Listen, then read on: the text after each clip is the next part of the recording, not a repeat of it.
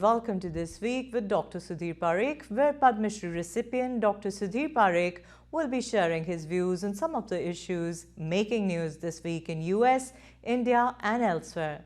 Thank you, Dr. Parikh, for talking to us. Namaskar. Namaskar. So congratulations. Recently you were awarded with the Philanthropy and Social Services Award in Ahmedabad, Gujarat. Please share with ITV Gold viewers some of the details. Well, I was in India and Gujarat, Ahmedabad, and the Gandhinagar, Chief Minister, the Gujarat literally, Global Gujarat Literally Academy has arranged a function where I was honored by supposed to be Chief Minister of Gujarat, but he was very busy in the election. So Deputy Speaker Jethabhai Ahir came and he honored me for my community service to Mother India and service to philanthropic service to India and USA. And it was really a great honor. Even though I have received the Padma Shri, I have received the Pravasi Bharati Samman, I have received Ellis Island Medal of Honor, I also received the knighthood from the King of Malta. But I think this award coming from my hometown, from my my state Gujarat government representative, Deputy Speaker Jethabhai Ahir, and the friends who were present that day was all my doctor friends, businessmen, and literally expert in that audience. So that award, this recognition is much more important than all other bigger recognition. Wow. So in a way you believe in giving it back to the society. We haven't heard, like you like to do it behind the doors, but talk about your social services. How do you help communities? Yes, I'm a chairman of Life Global, which is a NGO which empowers women in India, in Gujarat particularly. So far we have empowered 10,000 women. We taught them new trade like sewing, beauty parlor, and different kind of cottage industries, and thereby they can be self-sufficient. They can earn their living for day-to-day expense, and they can maintain their family life. And we are very pleased to say that we already completed 10,000 women successfully their trading, cottage industry trading courses, and they all are very successful, and they all are in now in the field and supporting their family. How wonderful. I also saw a picture of yours with the businessman Gautam Adani. What was that experience like?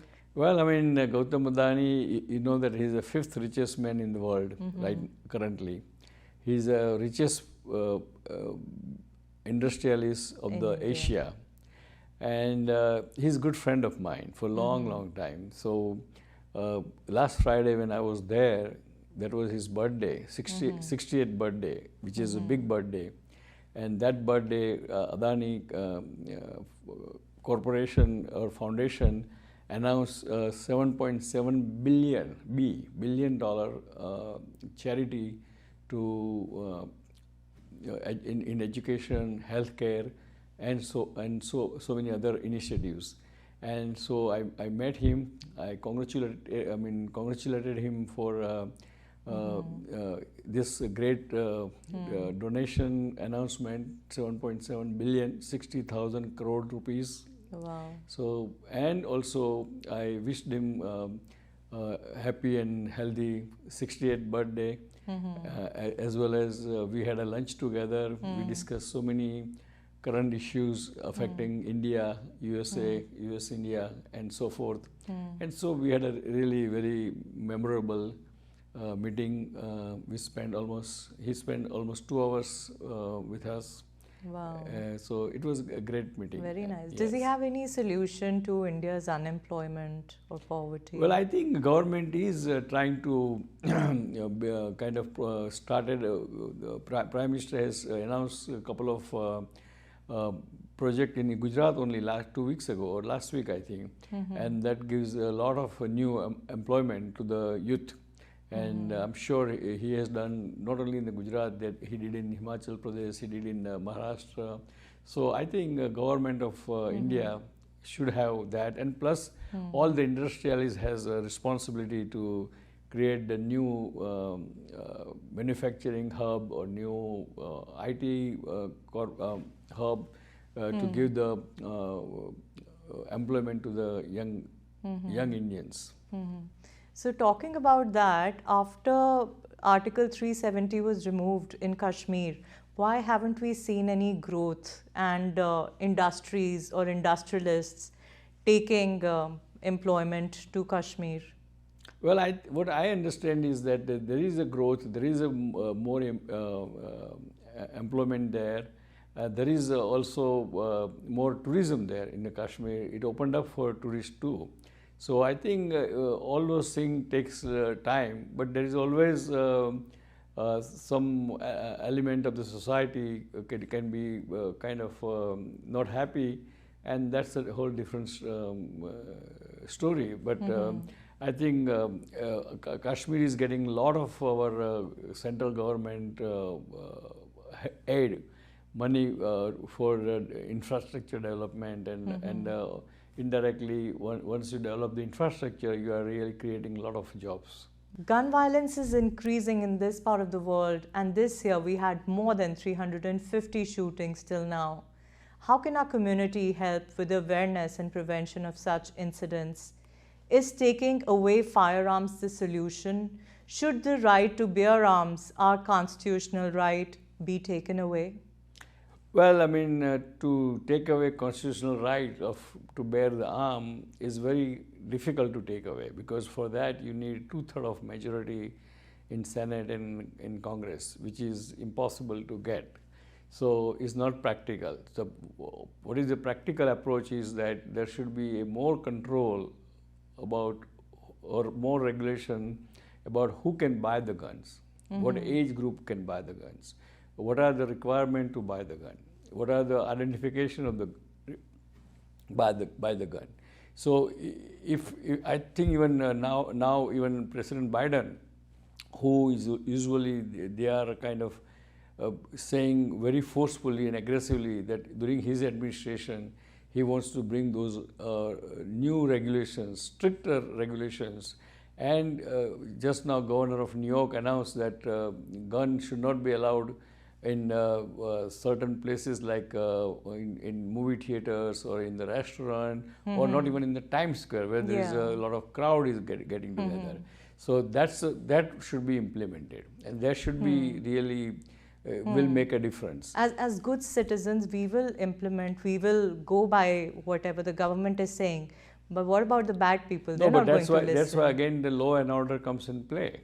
And they have to make sure, or they have to assign, we have enough resources here in this country to assign those kind of police force or detectives to this kind of public function, or put the metal detector even in the theater, movie theaters, or in the even Carnegie Hall or anywhere. So you have to do, or even the school. Because no child of elementary school or primary school or middle school should go with the gun in the school. That shows that nobody's watching it and nobody's screening it. And they must make this thing compulsory to all the school and make sure it implements. And if not, then they should the school administration should get punished. And that's only way to reduce this unnecessary gun violence. It becomes difficult when you want to defund the police and you're not really creating... No, but the police should not be... that was the wrong approach. Yes. Because you see, you need a law and order. Of course. But at the same time, you have to educate the police forces and to how to handle the minorities, how to handle the immigrants, how to handle the different skin color people. and if you educate them that way, we doctor, when we every year when we renew our hospital privileges, we have to take a course of 1 hour how to handle the minorities as a patient, because we cannot treat patient differently because they have different race or creed or color. No, you cannot do that. You have to treat everybody the same way. Whether they are rich, poor, they are paying patient or non-paying patient, it has to be treated equally. So that's the way it should be in the gun violence too. So if we do that, I mean, of course, it's not going to completely eliminate this kind of shooting, but at least it will reduce quite significantly. You were not able to attend the RP convention this year.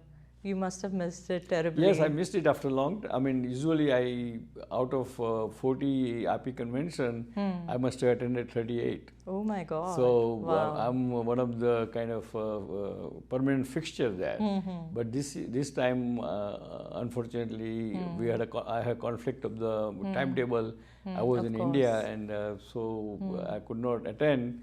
But of course, we send our cameraman and we send our CEO to API convention, and we covered it nicely, and we showed to the whole country how important is API is, and